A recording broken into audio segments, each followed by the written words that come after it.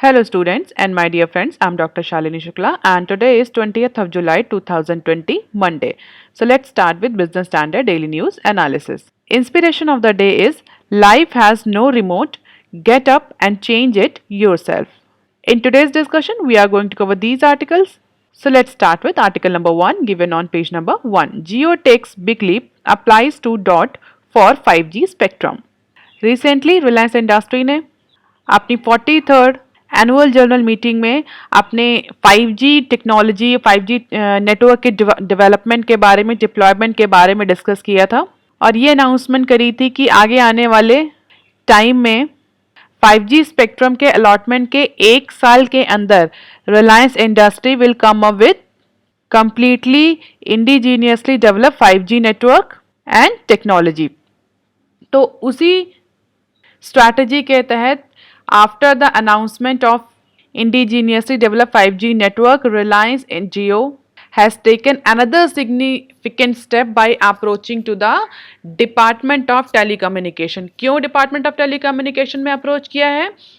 Reliance industry ने, रिलायंस जियो ने department of telecommunication से अप्रॉक्सीमेटली 800 मेगाहर्ट्ज के स्पेक्ट्रम के अलॉटमेंट के लिए एप्लीकेशन किया है. क्यों मांगा है एप्लीकेशन? क्यों ये 800 मेगाहर्ट्ज स्पेक्ट्रम मांगे हैं डिपार्टमेंट ऑफ टेलीकम्युनिकेशन से? So that Reliance Jio can go for field trial of its new network with in few metro cities of India. तो जो भी 5G नेटवर्क डेवलप किया है अभी रिलायंस जियो ने, उसके फील्ड ट्रायल के लिए स्पेक्ट्रम अलॉटमेंट के लिए एप्लीकेशन डाला है रिलायंस जियो ने. और अगर ये फील्ड ट्रायल सक्सेसफुली कंप्लीट हो जाता है रिलायंस जियो का, then India will join the exclusive club of few countries that have their own 5G technologies. तो ऐसे कंट्रीज वर्ल्ड में जिनके पास खुद की 5G टेक्नोलॉजी है और वो वर्ल्ड को 5G टेक्नोलॉजी सप्लाई करते हैं, केवल ऐसे बहुत ही कम ऐसे कंट्रीज़ हैं. अगर हम बहुत नाम लें कि जो प्रोमिनेंट ऐसे लीडिंग कंट्रीज़ कौन से हैं जो कि जिनके पास exclusive their indigenously develop 5G technology है और वो वर्ल्ड को सप्लाई करते हैं, तो उसमें साउथ कोरिया, चाइना और यूनाइटेड स्टेट्स ऑफ अमेरिका.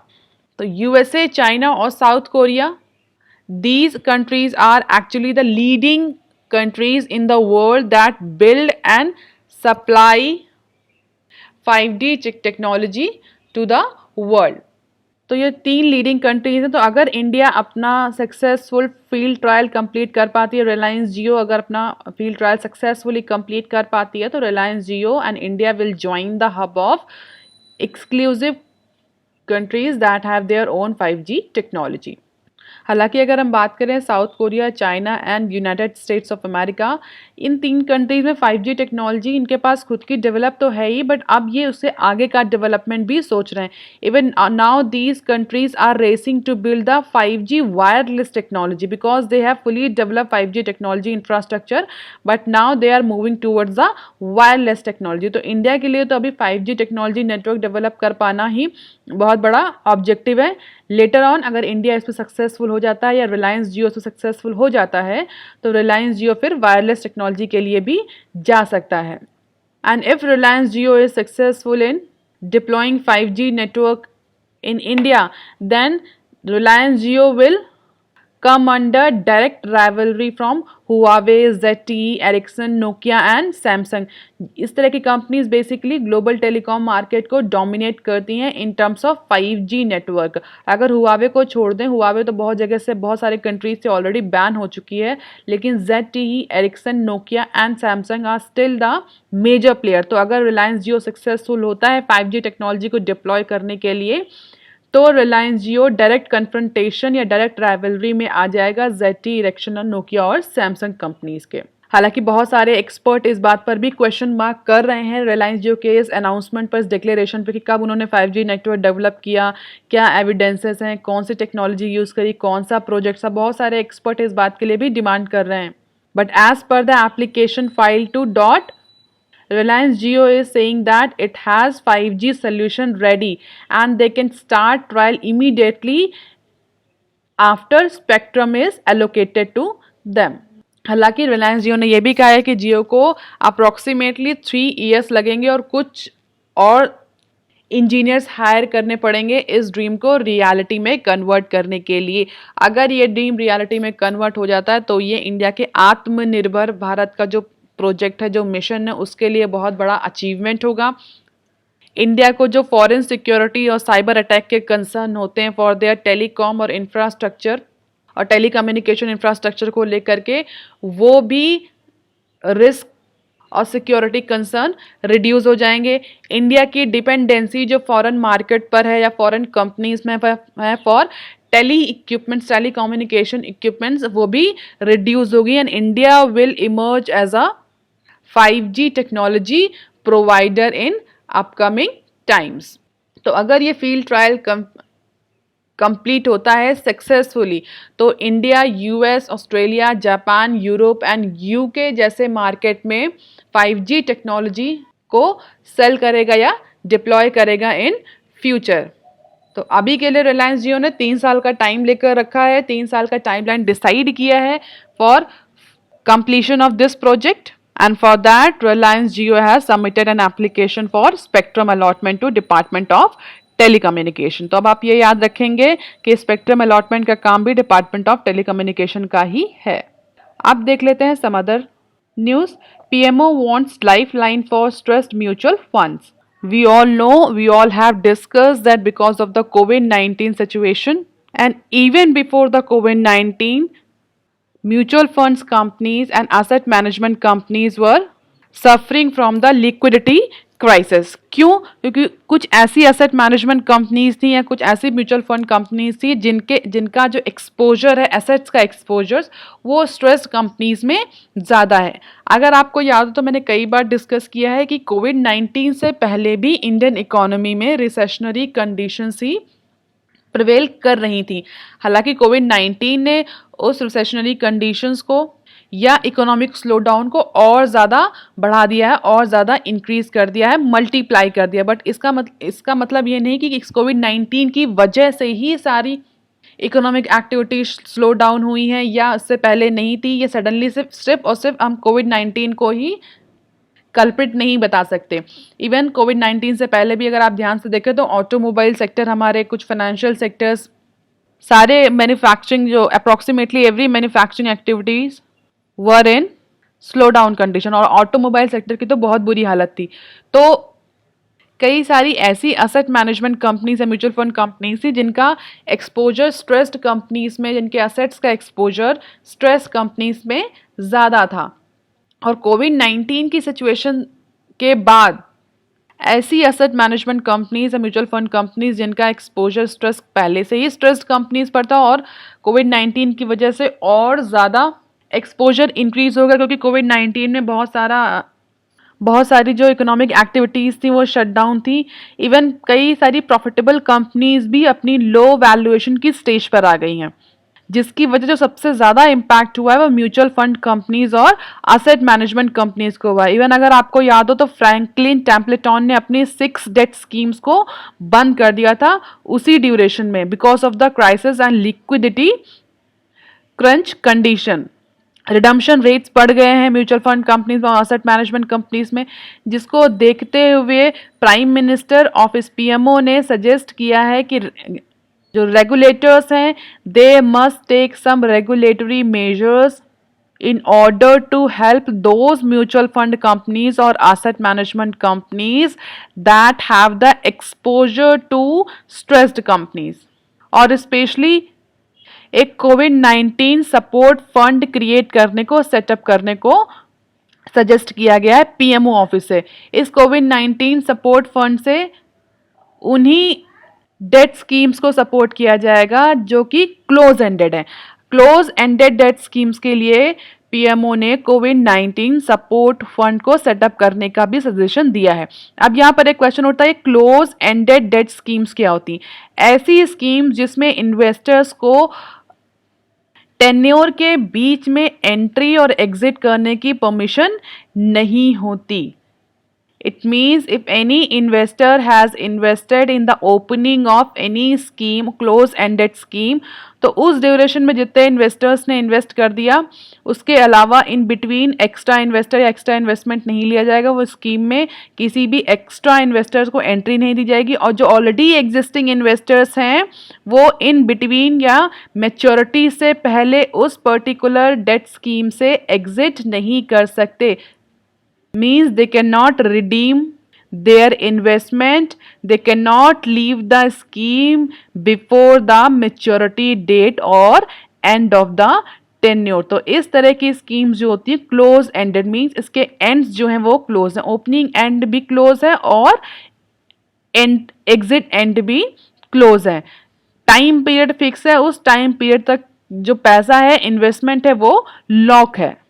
तो इस तरह के क्लोज एंडेड डेट स्कीम्स को सपोर्ट करने के लिए कोविड-19 सपोर्ट फंड क्रिएट किया जाएगा, जिससे कि जो असेट मैनेजमेंट कंपनीज हैं, म्यूचुअल फंड कंपनीज हैं, उनको लिक्विडिटी क्राइसिस से ओवरकम किया जाए। मोस्टली ऐसी कंपनी जो कि अपने डेट साइज से अफेक्ट हो रही है because of the fiasco of infrastructure leasing and financial services.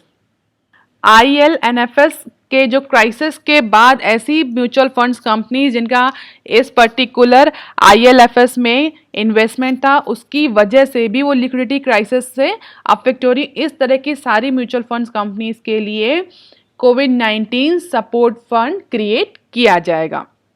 आप लोगों से मैंने पूछा भी था कि ये IL&FS क्राइसिस क्या है, तो अब आज चूंकि न्यूज़ में आया तो थोड़ा सा डिस्कस कर लेते हैं इसके बारे में कि एक्चुअली है क्या। क्योंकि ये बार बार न्यूज़ में आ रहा है तो हो सकता है ये एक इम्पॉर्टेंट MCQ कॉन्स्टिट्यूट कर दे, कंसेप्ट कॉन्स्टिट्यूट करे for your upcoming exams. Even if you are not preparing for any exam then too this crisis is very important for you and everyone must know about this IL&FS crisis.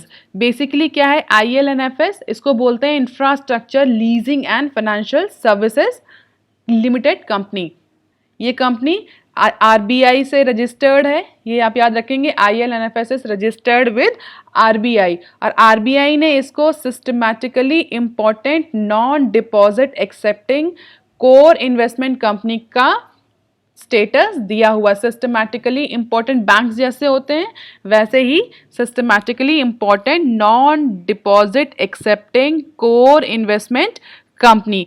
Systematically important means this particular NBFC is very important for Indian economy and it is too big to fail। इतनी बड़ी company जल्दी fail नहीं होगी, अगर fail होगी तो government इसके rescue के लिए आती है, तो उसको बोलते हैं सिस्टमैटिकली इंपॉर्टेंट। इसी तरह सिस्टमैटिकली इंपॉर्टेंट बैंक्स भी होते हैं, it means too big to failure. जैसे कि ICICI हो गए, हमारे SBI हो गए। तो जिस बैंक को RBI ये सिस्टमैटिकली इंपॉर्टेंस का कैटेगरी देती है या स्टेटस देती है, उन बैंक से कुछ एडिशनल टायर कैपिटल मेंटेन करना पड़ता है। उसमें अभी हम नहीं जाएंगे क्या होते हैं ये, अभी आप यहाँ समझिए कि systematically important deposit accepting core investment company है थी IL&FS।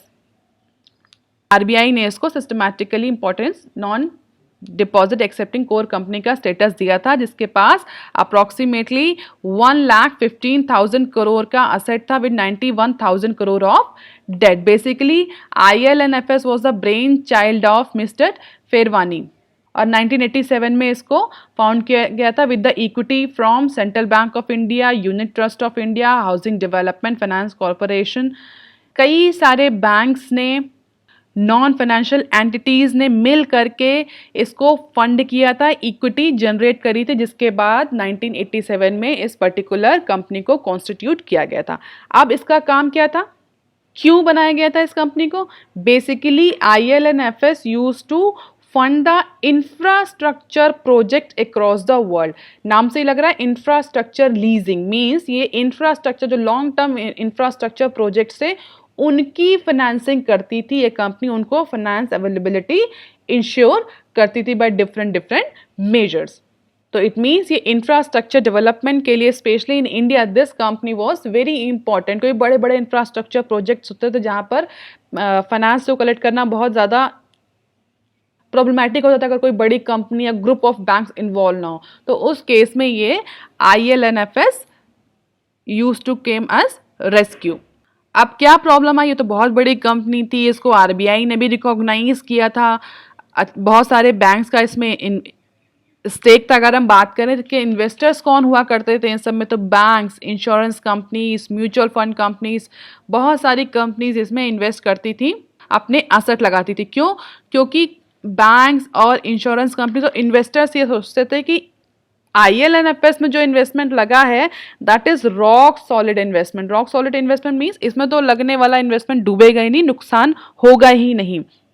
होता है ना कि रिस्क फ्री इन्वेस्टमेंट की, इसमें अगर इतनी बड़ी कंपनी है, इतनी प्रॉफिटेबल कंपनी है, इतना गवर्नमेंट का सपोर्ट है, आरबीआई से रजिस्टर्ड है, तो ये कंपनी फेल तो नहीं होगी। और सर इसमें जो इन्वेस्टमेंट है that is always rock solid growing, इसमें नुकसान नहीं होगा। तो बड़े बड़े बैंक्स हो गए, इंश्योरेंस कंपनीज हो गई, म्यूचुअल फंड कंपनीज इसमें कंटिन्यूसली इन्वेस्ट करती रहती थी। प्रॉब्लम कब आई? प्रॉब्लम आई 2018 में। 18 में क्या हुआ? बहुत लोग इसे रिलेट कर सकते हैं लेमन ब्रदर क्राइसिस से भी। सेम वैसे ही क्राइसिस लेमन ब्रदर्स में हुई थी जब हमारा 2008 का रिसेशन आया था। अब देख लेते हैं यहाँ क्या हुआ। 2018 में क्या हुआ? बहुत सारे जो डेट पेमेंट थे कंपनी के, कॉमर्शियल पेपर्स के जो पेपर ड्यू थे या जो अदर रीपेमेंट ड्यू थे IL&FS में, उन सब का रीपेमेंट करने में ये IL&FS डिफॉल्ट हो गई, पेमेंट नहीं कर पाई, फेल हो गई। IL&FS defaulted on few payments and fail to service its commercial papers on due date. जो उसने कॉमर्शियल पेपर्स इशू किए थे मनी रेस करने के लिए, फाइनेंस रेस करने के लिए, मैच्योरिटी का जो अमाउंट उनको देना था कमर्शियल पेपर जो इन्वेस्टर्स थे, उस पेमेंट में IL&FS 2018 में फेल हो गई and that create the panic into the investment market. Suddenly banks, insurance companies, mutual fund companies, other investors सब बिल्कुल पैनिक होगा कि सडनली IL&FS ने कॉमर्शियल पेपर्स को ऑनर करने के लिए मना कर दिया क्योंकि ड्यू डेट उनकी निकल गई, उनके पेमेंट के लिए मना कर दिया या फेल हो गई। IL&FS ने कहते हैं कि उसके पास अभी कैश नहीं है, लिक्विडिटी क्रंच है, जिसकी वजह से वो अपने कॉमर्शियल पेपर्स को रिडीम नहीं कर पाएगी और जो इमीडिएट डेट पेमेंट्स हैं वो डेट पेमेंट भी नहीं कर पाएगी। इसी लाइन में IL&FS ने पोस्टपोन भी कर दिया $350 मिलियन का बॉन्ड इशू जो करने वाली थी IL&FS उस ड्यूरेशन में। किस लिए पोस्टपोन कर दिया? क्योंकि इन्वेस्टर्स ने हायर यील्ड की डिमांड करी थी, जिसकी वजह से जो $350 मिलियन का जो बॉन्ड इशू करने वाली थी IL&FS उसको भी पोस्टपोन कर दिया गया। गवर्नमेंट से भी कॉन्ट्रैक्ट लॉकिंग, $90 बिलियन के पेमेंट पे कॉन्ट्रैक्ट लॉकिंग पे गवर्नमेंट से भी डिस्प्यूट हो गया IL&FS का। और बहुत सारे जो अदर रीपेमेंट से, लोन रीपेमेंट, सर्विसेज, जो भी कॉमर्शियल पेपर से रिलेटेड जो भी रीपेमेंट से, वो उन सब में IL&FS फेल हो गई, डिफॉल्ट हो गई। और इमीडिएटली इसके बाद जितनी भी क्रेडिट रेटिंग एजेंसीज थी, इवन अगर हम बहुत स्पेसिफिकली बात करें तो केयर रेटिंग्स ने IL&FS को जंक रेटेड कैटेगरी में डाल दिया। Junk means that particular company is not worth for investment of a single penny, जिसकी वजह से पूरी इन्वेस्टमेंट मार्केट में बहुत ज़्यादा हड़कंप मच गया था कि IL&FS जैसे, जिसको already systematically important non deposit accepting core investment company के स्टेटस मिला हुआ है, RBI रिकॉग्नाइज है, रजिस्टर्ड है, सडनली इतनी बड़ी कंपनी अपने रीपेमेंट पर अपने कॉमर्शियल पेपर को सर्विस करने में फेल हो गई, जिसकी वजह से उसको जंक कैटेगरी में डाल दिया गया और कंपनी पे बहुत ज़्यादा डेट हो गया, डेट क्रिएट हो गया। अब बात आती है ऐसा क्यों हुआ? जब भी IL&FS तो बहुत बड़ी कंपनी थी, गवर्नमेंट ने भी सपोर्ट किया था, central bank, United trust of India, IDBI, ICICI, housing finance development, सबका इतनी बड़ी बड़े बैंक्स का, नॉन फाइनेंशियल कंपनीज का इन्वेस्टमेंट था। तो एक्चुअली प्रॉब्लम क्या है? प्रॉब्लम बहुत छोटी सी थी। कंपनी ने बेसिकली क्या किया था, कंपनी ने जितना भी जो अपने एसेट एलोकेशन किए थे, IL&FS ने बेसिकली, अगर आप ध्यान से देखो तो ये इंफ्रास्ट्रक्चर फाइनेंस करती है, इंफ्रास्ट्रक्चर फाइनेंसिंग का काम है इस कंपनी का।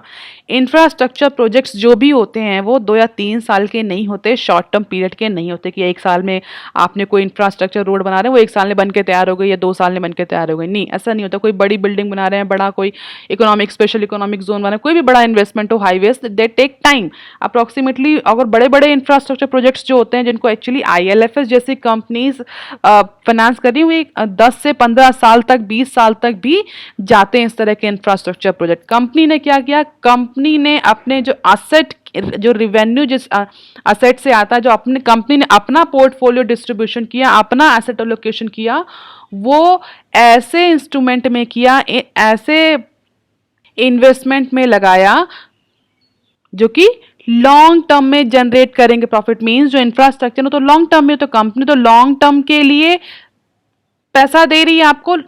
इंफ्रास्ट्रक्चर आपने अगर इंफ्रास्ट्रक्चर आईएलएफएस या फाइनेंस करा रहे हैं, कोई प्रोजेक्ट है, कोई भी प्रोजेक्ट फाइनेंस हो रहा है, इंफ्रास्ट्रक्चर प्रोजेक्ट, वो लॉन्ग टर्म के लिए हो रहा है। मींस आईएलएफएस को वो पेमेंट वापस मिलेगा 15 सालों में, 20 सालों में, डिपेंडिंग ऑन द कॉन्ट्रैक्ट। तो 15-20 सालों में तो आईएलएफएस को वो पेमेंट वापस मिलेगा विद सर्टेन इंटरेस्ट रेट जिसमें भी उसने फाइनेंस किया है। लेकिन जहां से उसने पैसा उठाया, जो उसके इन्वेस्टर्स थे, जैसे कि बैंक्स हो गए, इंश्योरेंस कंपनीज हो गई, जहां से आईएलएफएस ने मनी रेज किया, वो सब शॉर्ट टर्म असेट्स में किया। शॉर्ट टर्म असेट्स में किया मींस जैसे कमर्शियल पेपर्स जो होते हैं जनरली वो विद इन 1 ईयर मैच्योर हो जाते हैं। तो आईएलएफएस ने अपना फाइनेंसिंग जो करी वो शॉर्ट टर्म असेट से करी, और जो फाइनेंस दिया वो लॉन्ग टर्म के लिए दिया। अब हुआ क्या, अब आईएलएफएस को तो लॉन्ग टर्म में वो पैसा वापस मिलेगा, या जो भी प्रॉफिट होगा, जो भी रिवेन्यू जनरेट होगा, वो लॉन्गर टर्म में जनरेट होगा। लेकिन आईएलएफएस को देना तो शॉर्ट टर्म में है। जितने भी उनके banks, insurance companies, mutual fund companies, उनसे जो कॉमर्शियल पेपर्स के थ्रू पैसा लिया है, जो इन्वेस्टमेंट लिया है, जो फाइनेंस लिया है, वो तो शॉर्ट टर्म का लिया है। तो पेमेंट शॉर्ट टर्म में वापस करना है और आपको मिलेगा लॉन्ग टर्म में। और it's not a very small amount जिसको आप इधर उधर से मैनेजर कंपनी दे दें। It's a very huge amount. Infrastructure long term projects होते हैं, बहुत ज़्यादा इन्वेस्टमेंट होता है, स्ट्रैटेजिक इन्वेस्टमेंट होता है इनमें। तो अब देखो यहाँ पर सिचुएशन क्या बनी कि देना आपको मिलेगा लॉन्ग टर्म में, लेकिन आपको देना शॉर्ट टर्म में, जिसकी वजह से इमीडिएटली आईएलएनएफएस में लिक्विडिटी क्राइसिस जनरेट हो गई। इट मीन्स आईएलएफएस जिससे पैसा ले रही, जो कि उसके इन्वेस्टर्स हैं, बैंक, इंश्योरेंस कंपनीज, उनसे लेकर के आईएलएफएस इंफ्रास्ट्रक्चर में फाइनेंस करती है। इंफ्रास्ट्रक्चर से उसको जो रिटर्न मिलेगा वो 15-20 सालों में मिलेगा, लेकिन जो बैंक्स और इंश्योरेंस कंपनीज को उसको रिटर्न देना है वो विद इन 1 ईयर देना है। Then how it is possible for a company to manage the liquidity? यही प्रॉब्लम हुई आईएलएफएस में, और यही प्रॉब्लम हुई थी लेमन ब्रदर क्राइसिस में भी। So the company piled up too much debt to be paid back in a short term, while the revenue from its assets are skewed towards a longer term. जिसकी वजह से ये आईएलएनएफएस crisis आई, और आईएलएनएफएस अपने short term payments को, commercial papers को honour करने में फेल हो गई। बहुत सारे रीपेमेंट्स, डेट रीपेमेंट जो कि शॉर्ट टर्म के थे, वो आईएलएफएस नहीं कर पाई, and that is why this particular fiasco and crisis generated. तो ये इशू था ILNFS के साथ। if you have any doubt you can ask me on comment section below। आप देख लेते हैं जो न्यूज़ चल रही थी। तो रिसेंटली पीएमओ ऑफिस ने कहा है कि रेगुलेटरी स्टेप लिए जाएं in order to ensure the liquidity for mutual funds and asset management company by setting up the कोविड-19 सपोर्ट फंड। तो पीएमओ ऑफिस ने सेबी को और डिपार्टमेंट ऑफ इकोनॉमिक अफेयर को लेटर लिख करके इस पर्टिकुलर प्रॉब्लम को रिजॉल्व करने के लिए सजेशन दिया है, और अगर ये इस तरह का फंड जनरेट हो जाता है तो that will be the life line for all mutual fund companies and asset management companies. इसके अलावा कई सारे और प्रपोजल भी दिए गए हैं पीएमओ में, जिसमें relaxation in pricing mechanism for companies undergoing restructuring, insolvency, modifying the site pocketing norms, and giving a scheme 15 days to recreate the portfolio. There are many other suggestions that has been given by PMO under 7-letter page to Department of Economic Affairs and SEBI. So all these are the other areas that actually needed a tweak as per the PMO, और recently हो सकता है कुछ implementation देखने को भी मिले। हालांकि आरबीआई ने और इवन जो इकोनॉमिक रिलीफ पैकेज आया था उसमें भी म्यूचुअल फंड कंपनीज को, एसेट मैनेजमेंट कंपनीज के लिए और एनबीएफसीज के लिए, small scale medium size enterprise, सबके लिए एक फाइनेंस विंडो भी क्रिएट करी गई थी through RBI.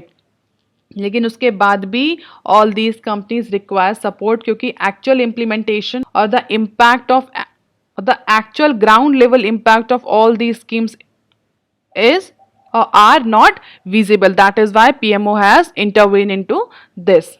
So all these are the PMO concern that you can go with. Once बहुत ज़्यादा डिटेल में जाने की ज़रूरत नहीं है इसमें. आप देख लेते हैं article number 3 given on page number 8. Demand for currency could rise despite digitisation, RBI study. So as per the study conducted by one RBI staff, demand for currency rises in low interest rate environment and fall when interest rates are high. तो RBI ये speculate कर रही है और even ये news पहले भी आ चुकी है, हम डिस्कस कर चुके हैं कि करेंसी इन सर्कुलेशन इंक्रीज हुआ है इन कोविड-19 सिचुएशन. और क्यों इंक्रीज हुआ है? क्योंकि हमने भी डिस्कस किया था कि अनसर्टनिटी बहुत है इन इकोनॉमी में. अनसर्टनिटी बहुत है means consumer and public is not sure कब लॉकडाउन हो जाए, कब लॉकडाउन खुल जाए, कौन सी इकोनॉमिक एक्टिविटी ओपन होगी, कौन सी इकोनॉमिक एक्टिविटी ओपन नहीं होगी. तो उस अनसर्टनिटी से हेज करने के लिए मीन्स कुशन के लिए जो पब्लिक है वो इन हैंड करेंसी ज़्यादा रखती है कि भाई जो भी अनसर्टनिटी है उसके अगेंस्ट अपने आप को प्रिपेयर रखे. That is why public are in the tendency to have more currency into their hand. एक तो ये रीज़न था. जो स्टडी हुई है वो क्या कहती है, उस स्टडी के अकॉर्डिंग जो RBI में रिसेंटली हुई है उस पर्टिकुलर स्टडी में ये फाइंड आउट किया गया है कि करेंसी की डिमांड या करेंसी इन सर्कुलेशन इंक्रीज होता है जब लो इंटरेस्ट रेट का इन्वायरमेंट होता है. मीन्स अगर बैंक्स में जो रेट्स होते हैं वो लो होते हैं तो पब्लिक पसंद नहीं करती है, सिटीजन्स ये पसंद नहीं करते कि लो इंटरेस्ट रेट पे वो अपना मनी बैंक्स में पार्क करें. That is why they prefer to keep their money with themselves if the interest rate is low and if the interest rate is high. और अगर इंटरेस्ट रेट बढ़ रहा है then the demand for currency will fall या currency in circulation will fall. तब उस duration में currency in circulation कम होगी क्योंकि पब्लिक प्रेफर करेगी कि क्योंकि इंटरेस्ट रेट ज़्यादा है तो वो अपना मनी या एक्सेस मनी, अपनी एक्सेस सेविंग्स जो है वो बैंक्स में पार्क करें. तो अब कोविड-19 की अगर बात करें तो इस स्टडी में पाया गया कि आगे आने वाले टाइम में RBI को प्रिपेयर रहना चाहिए. क्यों? क्योंकि करेंसी का सर्कुलेशन इंक्रीज होगा. क्योंकि कोविड-19 की सिचुएशन को ही हम देख लें, इवन आने वाली सिचुएशन में भी इकोनॉमिक जिस तरह से इकोनॉमिक ग्रोथ चल रही है, एनामिक इकोनॉमिक ग्रोथ है, लो इंटरेस्ट रेट का एनवायरनमेंट ही प्रिवेल करेगा. इंटरेस्ट रेट लो ही रहेगा जिसकी वजह से आने वाले टाइम में करेंसी का सर्कुलेशन ज़्यादा रहेगा despite of the higher penetration of digital transaction. COVID की सिचुएशन में क्या हुआ है, डिजिटल ट्रांजैक्शन बहुत ज़्यादा बढ़े हैं क्योंकि अब जो इंडिविजुअल्स हैं they do not want to go ATM for withdrawal because of the risk of infection. क्योंकि अगर ATM जाएंगे तो उनको ATM मशीन को टच करना पड़ेगा जिससे कि इन्फेक्शन के चांसेस बढ़ जाते हैं. दैट इज वाई इंडिविजुअल्स और public is now preferring the digital transaction और डिजिटल payment.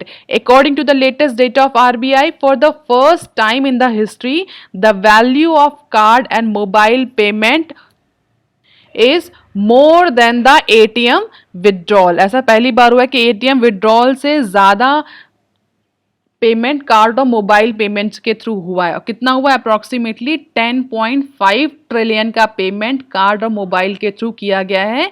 वेयर एज जो ATM विड्रॉल हुआ है वो केवल 9.12 ट्रिलियन का हुआ है in the fourth quarter of the fiscal year 20. जैसा कि गवर्नमेंट तो बहुत टाइम से चाह रही है कि डिजिटलाइजेशन बढ़ाया जाए in terms of payment. Demonetisation का एक बहुत बड़ा रीज़न एक्सपोर्ट से भी बताते, गवर्नमेंट ये चाहती थी कि डिजिटल पेमेंट बढ़े.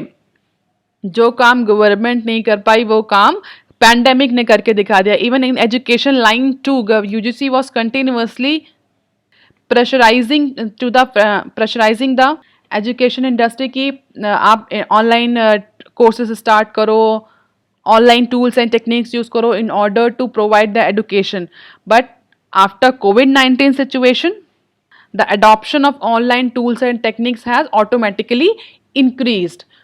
तो अगर डिजिटाइजेशन की बात करें तो बहुत सारे फील्ड्स में जहाँ पर रेगुलेटरी अथॉरिटीज़ बहुत पहले से डिजिटाइजेशन को प्रमोट कर रही थी, बट उतना मोमेंटम गेन नहीं हो पाया था। कोविड-19 के सिचुएशन में वो मोमेंटम ऑटोमेटिकली अचीव हो गया। तो आप ये कह सकते हैं जैसा गवर्नमेंट का बहुत टाइम से भी ऑब्जेक्टिव था कि डिजिटल पेमेंट्स को इंक्रीज किया जाए, कैश होल्डिंग्स को, एटीएम विड्रॉल को रिड्यूस किया जाए, तो कोविड-19 के सिचुएशन में आते आते इस तरह का सिनेरियो भी आ गया। हालांकि as per this study digital payments तो बढ़ रहे हैं, that is good, but digital payment के बढ़ने के बावजूद भी आगे आने वाले टाइम में इंडियन इकोनॉमी में करेंसी इन सर्कुलेशन बढ़ेगा, करेंसी की डिमांड बढ़ेगी बिकॉज ऑफ मेनी फैक्टर्स। पहला फैक्टर जो इस स्टडी में बताया गया है, low interest rate. Low interest rate है, that is why people do not want to park their extra money with the RBI और द कमर्शियल बैंक्स। दूसरा फैक्टर, क्योंकि अनसर्टेनिटी है बहुत ज्यादा, public is not able to estimate और find out the trajectory of economy, किस तरह से इकोनॉमिक एक्टिविटी चलेंगी, कौन सी बंद होगी, कौन सी नहीं बंद होगी। बहुत ज़्यादा अनसर्टनिटीज़ है, किसकी जॉब रहेगी, किसकी जॉब चली जाएगी, कितना पेमेंट, स्पेशली जो प्राइवेट सेक्टर में काम कर रहे हैं जो लोग, कितनों को ले ऑफ कर दिया जाए, कितनों को रिटेन किया जाएगा। That is why now public want to keep more money in the form of cash. और यही फाइंडिंग्स इस पर्टिकुलर स्टडी में भी आई है कि आगे आने वाले टाइम में करेंसी इन सर्कुलेशन बढ़ेगा। अब इतना क्यों बॉदर होना, करेंसी इन सर्कुलेशन बढ़ रहा है तो बढ़ने दें। आरबीआई क्यों इतना बॉदर होती है currency in circulation? Because currency actually, cash या करेंसी कितना सर्कुलेशन में है, इसका बहुत ज़्यादा इम्पैक्ट अदर इकोनॉमिक फैक्टर्स पर भी पड़ता है, स्पेशली इन्फ्लेशन पर।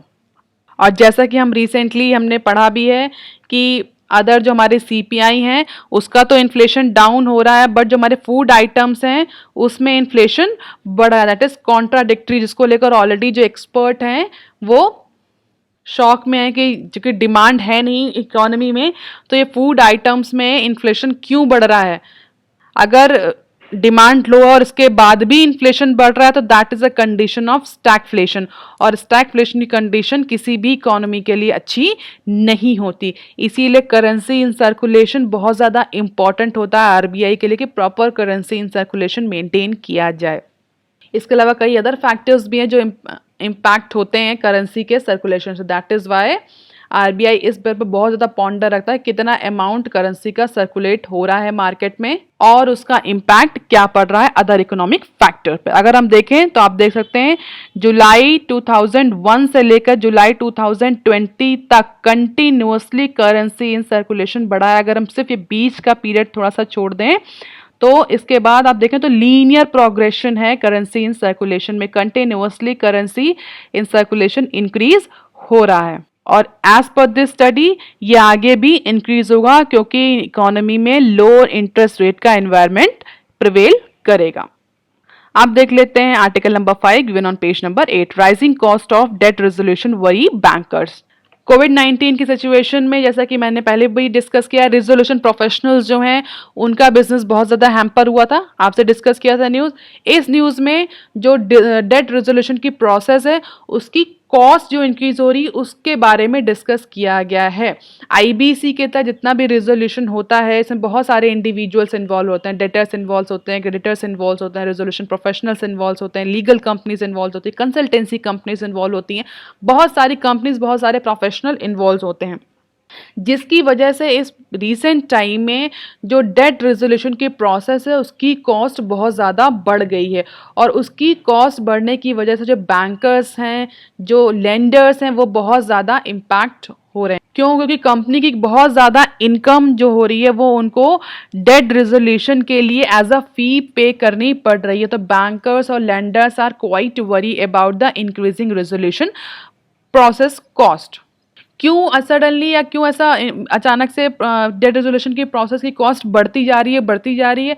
ऐसा इसलिए हो रहा है कि अगर हम ध्यान से देखें तो पहले तो बहुत सारे प्रोफेशनल्स इनमें इन्वॉल्व होते हैं, जो मैंने अभी आपको बताया, लेंडर्स होते हैं, क्रेडिटर्स लेंडर्स और क्रेडिटर्स तो होते ही हैं, कंपनी होती है, कंपनी के एम्प्लॉयज़ होते हैं, बैंकिंग प्रोफेशनल्स भी होते हैं कई बार, ऑडिटिंग प्रोफेशनल्स भी होते हैं, लीगल कंसल्टेंसी फर्म्स भी होती हैं, रिजोल्यूशन प्रोफेशनल्स भी होते हैं, फॉरेंसिक ऑडिट भी होता है, बहुत सारे इंडिविजुअल्स इन्वॉल्व होते हैं, तो सबकी अपनी अलग अलग कुछ फीस होती है। स्पेशली जो कंसल्टेंसी फर्म्स होती हैं, they charge fee for finding out any loopholes into the resolution process. Resolution professionals अपनी कॉस्ट लेते हैं, जो अदर कंसल्टेंट होते हैं, मैनेजमेंट कंसल्टेंट, वो अपनी अलग कॉस्ट लेते हैं। जो केस की जो लीगल प्रोसीडिंग्स की कॉस्ट चलती है, जो company national company law tribunal इस तरह के, उसमें वो अलग कॉस्ट इन्वॉल्व होती है। अभी रिसेंटली 2016 में नेशनल कंपनी लॉ ट्रिब्यूनल ने बोला कि जो रिजोल्यूशन प्रोफेशनल होता है, आरपी जो होगा, उसको अपॉइंट किया जाएगा कंपनी रन करने के लिए थ्रू आउट रिजोल्यूशन प्रोसेस, और आरपी ही फाइंड आउट करेगा नया बायर कंपनी के लिए। क्यों? क्योंकि जो उसके फार्मर प्रमोटर्स हैं, जो बोर्ड ऑफ डायरेक्टर्स हैं, उनको सैक कर दिया जाता है अगर कोई भी कंपनी बैंक करप्ट होकर के रिजोल्यूशन प्रोसेस में जाती है। जो फार्मर प्रमोटर्स होते हैं या कंपनी के जो पहले के बोर्ड ऑफ डायरेक्टर्स होते हैं, उन सबको सैक कर दिया जाता है। एक रिजोल्यूशन प्रोफेशनल अपॉइंट किया जाता है जो कंपनी को for a period of resolution run करेगा, और वो ही इंडिविजुअल, वो ही प्रोफेशनल कंपनी के लिए नए बायर को भी सर्च आउट करेगा। तो उस रिजोल्यूशन प्रोफेशनल की भी बहुत ज़्यादा फी होती है। अब चूंकि वो रिजोल्यूशन प्रोफेशनल हायर किया गया है, तो वो कई सारी कंसल्टेंसी फर्म से, लीगल फर्म से, ऑडिटिंग फर्म से भी कंसल्टेंसी करता है, तो उनको भी उसको पेमेंट करना होता है, जिसकी वजह से जो कंपनी की जो मेजर इनकम होती है वो डेट रिजोल्यूशन में चली जाती है, डेट रिजोल्यूशन कॉस्ट के पेमेंट में चली जाती है, जिसकी वजह से जो क्रेडिटर्स हो रहे हैं, जो फार्मर एम्प्लॉयज़ होते हैं, जो लेंडर्स होते हैं, उनको बहुत ज़्यादा कॉस्ट बेयर करनी पड़ती है। उनको लॉन्गर टाइम वेट करना पड़ता है फॉर गेटिंग देयर ड्यूज़। क्यों? क्योंकि उनको ड्यू बाद में पेमेंट होगा। पहले जो कंसल्टेंसी फर्म्स जिनसे सर्विस अवेल करी जाती हैं, ऑडिटिंग फर्म्स जिनसे सर्विस अवेल करी जा रही है, तो बायर्स को फाइंड आउट करने के जो आरपी होते हैं, उनकी फीस पहले पे करी जाती है। इसके बाद जो क्रेडिटर्स होते हैं और फार्मर एम्प्लॉयज़ होते हैं, उनके ड्यूज़ को पे किया जाता है, जिसकी वजह से ड्यू पेमेंट भी डिले हो रहा है। तो रिजोल्यूशन कॉस्ट बढ़ रही है, वो भी अब जो बैंक्स हैं, बैंकर्स हैं, लेंडर्स हैं, क्रेडिटर्स हैं, एम्प्लॉयज़ हैं, उनके लिए एक बहुत ज़्यादा प्रॉब्लमेटिक सिचुएशन हो गई। आईबीसी बार बार न्यूज़ में आ रहा है इस समय। क्यों? क्योंकि आईबीसी को सस्पेंड कर दिया गया इस साल के लिए। पहला तो ये, दूसरा हमने डिस्कस किया था आरपी जो है रिजोल्यूशन प्रोफेशनल्स, उनका जो कि दिसंबर तक आईबीसी सस्पेंड है, तो उनके लिए भी जॉब, उनका जो बिजनेस है वो इम्पैक्ट हुआ है। ये भी एक न्यूज़ में आया था। और आज तीसरी न्यूज़ ये आई है कि आईबीसी में जो रिजोल्यूशन प्रोसेस है उसकी कॉस्ट भी बढ़ रही है। तो ये तीनों चीज़ें आप ध्यान रखेंगे, तीनों न्यूज़ आप ध्यान में रखेंगे, क्योंकि आईबीसी बार बार न्यूज़ में आ रहा है। और आईबीसी के बारे में भी आप पढ़ लेंगे, व्हाट इज़ आईबीसी, आईबीसी क्या पर्पस है और आईबीसी इतना इंपॉर्टेंट क्यों है। क्योंकि अगर आपने मेरे प्रीवियस लेक्चर्स सुने तो मैंने उसमें आपको बताया कि IBC was one of the very important pillar जिसने इंडिया की ईज ऑफ डूइंग बिजनेस में रैंकिंग को इम्प्रूव किया था। तो इस न्यूज़ में अभी के लिए इतना ही। आप देख लेते हैं some other news clips. IndiGo in talk to raise 3,000 crore. So India's largest airline Indigo is in talk to raise fresh funds with travel demand has collapsed during pandemic. जिस तरह से हम सभी को पता है एविएशन इंडस्ट्री पूरी तरीके से कोलैप्स कर चुकी है। बहुत सारी इवन एविएशन कंपनीज तो बैंकरप्सी की स्टेज पर आ गई हैं। तो इंडिया की जो सबसे लार्जेस्ट एयरलाइन है that is IndiGo is going to raise approximately 3,000 crore in order to sail through this pandemic और दिस इकोनॉमिक कंडीशन। और अगर इंडिगो की मार्केट शेयर की बात करें तो इंडिगो का 52% शेयर है इनटू डोमेस्टिक मार्केट। तो हम ये कह सकते हैं कि ये लार्जेस्ट एयरलाइन है इन डोमेस्टिक मार्केट।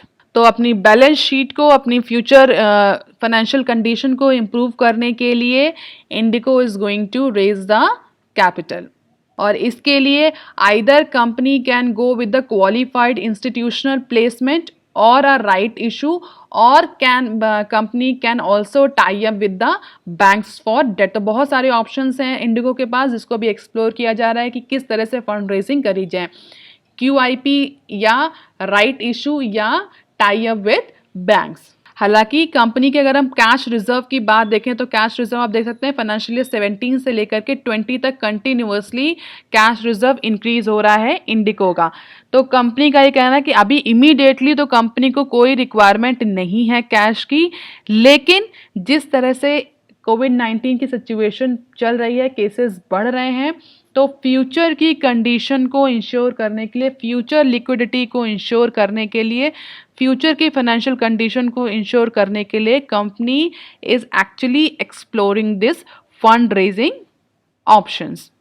हालांकि कोई फंड रेजिंग को लेकर के कंपनी की तरफ से कोई भी ऐसा ऑफिशियल अनाउंसमेंट नहीं हुआ है। कंपनी का कहना है कंपनी के पास एनफ कैश है in order to sail through this liquidity crunch condition, but experts or the people aware with the matter are saying that company is going to raise the fund of approximately 3000 crore. अब देख लेते हैं next news. CPSU award smart meter tender to Chinese firms. ये news क्या है? Recently जैसा कि हम सभी ने देखा कि बहुत सारी चाइनीज फर्म्स को इंडिया के इंफ्रास्ट्रक्चर प्रोजेक्ट से कंस्ट्रक्शन प्रोजेक्ट्स में टेंडरिंग करने से रोक दिया गया है। बट अभी क्या हुआ, एक centre PSU REC power distribution corporation RECPD जो कि सेंटर ओन कंपनी है, उसने जम्मू एंड कश्मीर में स्मार्ट मीटर के लिए एक चाइनीज गवर्नमेंट ओन्ड कंपनी को टेंडर एलोकेट कर दिया है। अब यहाँ पर एक तो पहला इशू ये कि ऑलरेडी चाइनीज फर्म्स को रोका जा रहा है, बैन किया जा रहा है for tendering into the infrastructure और कंस्ट्रक्शन प्रोजेक्ट। एक तो वो चल रहा है जो बॉर्डर टेंशन की वजह से। दूसरा, जम्मू एंड कश्मीर जैसा स्ट्रैटेजिक रीजन जहां पर ऑलरेडी कॉन्फ्लिक्ट ऑफ इंटरेस्ट बहुत ज़्यादा है बिटवीन द कंट्रीज, उस पर्टिकुलर रीजन में आपने स्मार्ट मीटर लगाने की परमिशन या कॉन्ट्रैक्ट एक चाइनीज़ फर्म को दिया है, वो भी ऐसी चाइनीज़ फर्म जो कि चाइनीज़ गवर्नमेंट ओन्ड कंपनीज है, प्राइवेट कंपनी भी नहीं है। तो इस तरह के जो टेंडर को पास किया गया उसको लेकर के Jammu power distribution corporation JBDCL ने इंक्वायरी ऑर्डर कर दी है अगेंस्ट सेंट्रल ओन्ड PSU कि कैसे आपने इस बॉर्डर हॉस्टिलिटी के बीच में, इतनी साइबर सिक्योरिटी अलर्ट्स के बीच में आपने एक चाइनीज़ गवर्नमेंट ओन्ड कंपनी को स्मार्ट मीटरिंग का टेंडर पास कर दिया, वो भी जम्मू एंड कश्मीर जैसे स्ट्रैटेजिक लोकेशन पे। और इस प्रोजेक्ट की कॉस्ट 125 करोड़ का प्रोजेक्ट है, जिसमें अप्रॉक्सीमेटली 2 लाख स्मार्ट मीटर्स जो हैं वो इंस्टॉल होने हैं जम्मू एंड कश्मीर एंड श्रीनगर में। This particular project it funded by prime minister development fund. तो 80,000 करोड़ का जो डेवलपमेंट फंड है वो इस पर्टिकुलर स्कीम से जाएगा। तो अब जो बिडर जिसने विन किया है वो है techno electric and engineering company, that is Chinese government owned company. तो अब इस पे एक प्रॉप इन्वेस्टिगेशन स्टार्ट हो गई, कैसे कंपनी ने, कैसे इस PSU ने एक चाइनीज फर्म को, वो भी चाइनीज गवर्नमेंट ओन्ड फर्म को इतने स्ट्रैटेजिक एरिया में टेंडर एलोकेट कर दिया है। अब देख लेते हैं some other news clip. Glenmark under fire for misguided claim of COVID-19 drug. DCGI ने Mumbai based drug maker Glenmark, जो इसने भी रिसेंटली फेबीफ्लू नामक एक ड्रग को लॉन्च किया था फॉर COVID-19 ट्रीटमेंट, उसको नोटिस दिया है और उससे एडिशनल डिटेल्स मांगी हैं for pricing mechanism of FabiFlu and it's therapeutic efficacy. क्यों? क्योंकि रिसेंटली NCP के एक लेजिस्लेचर ने हेल्थ मिनिस्टर को एक लेटर लिखा था जिसमें COVID-19 की जो ड्रग है ग्लेनमार्क की, उसकी प्राइसिंग मैकेनिज्म के बारे में क्वेश्चन उठाया गया था और उसके थेराप्यूटिक इफेक्ट्स के बारे में भी क्वेश्चन उठाया। NCP के एक लेजिस्लेचर ने एक रिटन लेटर लिखा था जिसके बिहाफ पर हेल्थ मिनिस्ट्री ने डायरेक्ट किया है DGCI को कि एडिशनल डिटेल सीख करें जो ग्लेनमार्क है कंपनी जिसने ये फेबीफ्लू ड्रग को लॉन्च किया है, बनाए। इशू क्या है?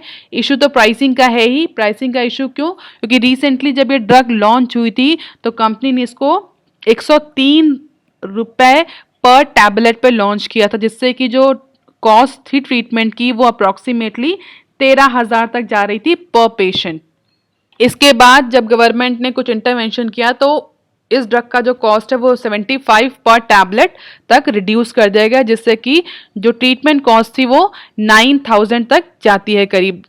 14 से 15 दिन के ट्रीटमेंट की माइल्ड से मॉडरेट कोरोना वायरस या COVID-19 के ट्रीटमेंट की फेबीफ्लू ड्रग क्लेम करती है। तो एक तो प्राइसिंग को लेकर के भी जो NCP लेजिस्लेचर है उन्होंने क्वेश्चन मार्क किया था कि प्राइस आर टू हाई। क्यों? क्योंकि जब भी ग्लेनमार्क ने जो ट्रायल किए थे, जो ह्यूमन ट्रायल्स हुए थे, क्लिनिकल ट्रायल होते हैं, बहुत ज़्यादा जो पेशेंट्स थे उनका जो पार्टिसिपेशन था वो लोअर सेगमेंट या मिडिल इनकम सेगमेंट से बिलोंग करते थे, उन्होंने पार्टिसिपेट किया था इस पर्टिकुलर ड्रग के क्लिनिकल ट्रायल में। और अगर ये कॉस्ट इतनी रखी जा रही है तो ये एक मिडिल इनकम ग्रुप या लो इनकम ग्रुप के जो पेशेंट हैं उनके लिए अफोर्डेबल नहीं है। तो एज पर दैट लेजिस्लेचर की उन्होंने ही पार्टिसिपेट किया क्लिनिकल ट्रायल में, उन्होंने ही सपोर्ट किया और उनके लिए ही ये ड्रग अफोर्डेबल नहीं है। तो इस पे क्वेश्चन मार्क हुआ था। दूसरा जो क्वेश्चन मार्क है वो थेरापेटिक एफिकेसी पर है। अगर आपको याद हो तो डीसीजीआई ने फैबीफ्लू को इमरजेंसी यूज अथोराइजेशन दिया था in the 3rd week of July, क्योंकि कोविड-19 के केसेस जिस तरह से बढ़ रहे थे तो इमरजेंसी यूज के लिए अथोराइज कर दिया गया था फैबीफ्लू को with expedite process of approval. जो अप्रूवल की प्रोसेस थी वो बहुत ज़्यादा फास्ट कर दी गई थी जिससे कि फैबीफ्लू जल्दी लॉन्च हो जाए मार्केट में।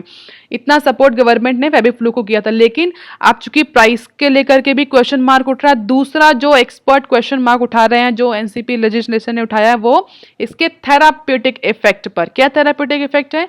ये कहा जा रहा है कि जो फैबीफ्लू जो ड्रग आई है ये बेसिकली मोनोथेरेपी के फॉर्म में आई है। इसकी जो क्लिनिकल ट्रायल्स हुए हैं वो मोनोथेरेपी के रूप में हुए, means it is only effective for treating covid. Comorbidity या कोमॉर्बिड सिचुएशन जिसमें ऐसे पेशेंट जिनको डायबिटिक, हार्ट, किडनी, लंग्स की पहले से ही प्रॉब्लम है, उन सारे पेशेंट पर इस फैबीफ्लू का जो ट्रीटमेंट, जो अप्रूवल है या जो ट्रीटमेंट है, जो ट्रायल है वो नहीं हुआ है। Then why company is declaring it as effective in case of comorbid condition. Comorbidity means co plus morbidity means COVID के अलावा जो अदर ऐसे पेशेंट जिनको अदर बीमारियां भी हैं, वाइटल अदर प्रॉब्लम्स भी हैं, जैसे कि हार्ट की प्रॉब्लम है, उनको डायबिटीज़ है, लंग की प्रॉब्लम है, कैंसर की प्रॉब्लम हो सकती है, कैंसर हो सकता है, किडनी रिलेटेड इश्यूज हो सकते हैं। तो कोमॉर्बिड सिचुएशन में इस फैबीफ्लू का ट्रायल नहीं हुआ है। देन वाई कंपनीज डिक्लेयरिंग और अनाउंसिंग और claiming that this particular Fabiflu is effective with comorbid situation as well, क्योंकि ये इसको मोनोथेरेपी के रूप में ही इसका केवल क्लिनिकल ट्रायल हुआ है। तो इन दो इश्यूज पर अब डीसीजीआई जो है वो मुंबई बेस्ड ड्रग मेकर से एडिशनल डिटेल सीक आउट कर रही है। तो अगर इस पर्टिकुलर केस में कुछ भी लूप होल्स पाए गए तो हो सकता है इस ड्रग का जो रजिस्ट्रेशन है वो कैंसिल कर दिया जाए या इस ड्रग का जो अप्रूवल है वो कैंसिल कर दिया जाए। आज की news of the day, demand for currency could rise despite digitization, RBI study. Vocabulary of the day, vogue. Vogue means प्रचलन, fashion and prevalence. All these are the references. If you want lecture PDF, you can join my Telegram channel and you can also follow me on Twitter and ResearchGate. That's all for today, student. If you like, please share and subscribe. Thank you.